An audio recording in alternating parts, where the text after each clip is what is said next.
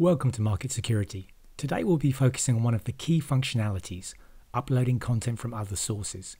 In our first webinar, which you can view by clicking the link on the screen now, we showed how easy Market Security was at creating cases manually. In this particular scenario, the police or customs would have contacted you about a shipment they have detained. You're looking to open a case to represent this physical seizure and then process it through a workflow of steps that might include evidence gathering, photos and videos, the start of a judicial process against the company or individual at the origin, and tracking everything through to a potential court resolution. In this webinar, we will look at augmenting the data already in our system containing physical seizures with the results gathered from an online brand protection supplier. Online brand protection solutions focus on detecting infringements to your brand online. Marketplaces like eBay, Amazon, Alibaba, 1688, social media platforms like Facebook, Twitter, Instagram, mobile application stores such as the Play Store or iTunes, and rogue websites or domain name registrations. Once this information is uploaded, it allows you to have a complete view of your brand damage. It can be physical, offline, or virtual, online. The functionality we're about to use is not available in the demo version online. That's to protect the integrity of that system from bad uploads. So today we're using a version of the software that you would see as a registered user. Let's start by taking a quick look at the menus. You can see that under Case Management, we have an option to import cases. I'll click on this briefly now, but we will return to this later to use this function. You'll notice it loads a table view of all the import definitions you have created in the system. You might choose to create a separate import definition per provider, type of import, or product. It's completely up to you. There are only two available functions at this point: View and Play. The system administrator or super user is the only person allowed to create data import definitions. This is so that the integrity of a system can be preserved. However, the ability to use a data import definition can be extended to anyone you want using the permissions in the Market Security system. Now let's go down the menus to Administration, Data Import, Cases. We're going to create a new import at this point and ignore the one we have previously defined so you can see how simple it is to set up. Let's call it .g eBay data.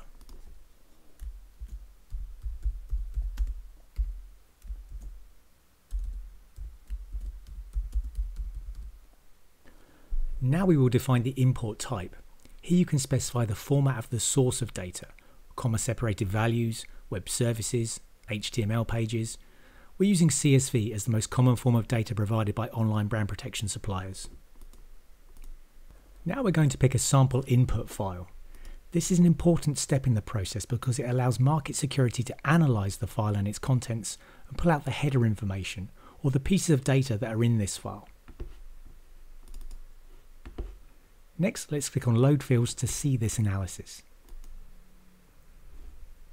You'll see we've been presented with a list of fields on the left-hand side that represent the data we should find in these types of source CSV files. Next, we will define the case type we wish to map this to.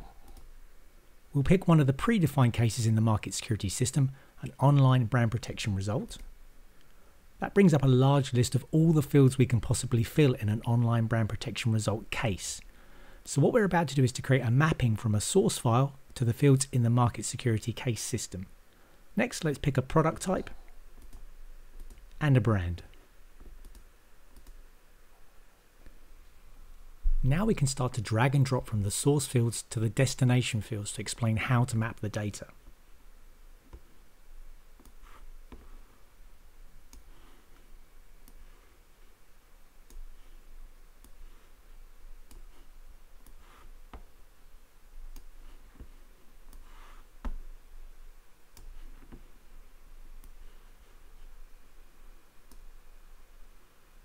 If we want, we can specify default values in any of our fields that we don't map. For example, each import here should have the default of destroyed set to no.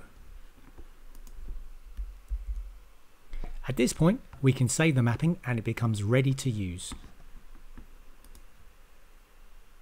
You'll see we have some similar functions as per the case management import function, but we can also choose to edit this import definition or delete it because we are the super user. We're almost there. The final step is to go back to our original menu and use this import. First, what we're going to do is we're going to have a quick look at the intelligence information to see what it currently looks like before we do this upload. We can see information about the last month, this month, and this year. And if we scroll down, we can see information about the physical versus online information in our system. So let's go back to our original menu item and use this import. Let's select a file. Click on OK. And now we wait for the upload to complete.